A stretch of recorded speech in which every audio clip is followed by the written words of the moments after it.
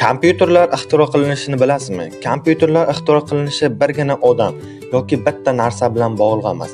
U ko'p bosqichli rivojlanish natijasi hisoblanadi. Kompyuterlar tushunchasi ilk bor Charles Babbage tomonidan ilgari surilgan.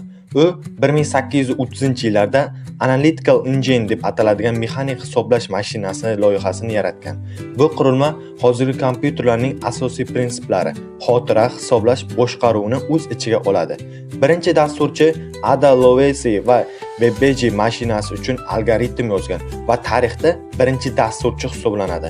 Zamonaviy kompyuterlarning boshlanishi 1930-1940-yillarga to'g'ri keladi.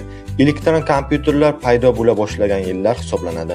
Eng mashhurlardan biri ENIAC 1941-yilda birinchi umumiy maqsadli elektron kompyuteri hisoblanadi. Uni John CRISPR, Hector va John Mauch yaratgan. Xulosa shundaki, kompyuter bir odam tomonidan yaratilgan emas.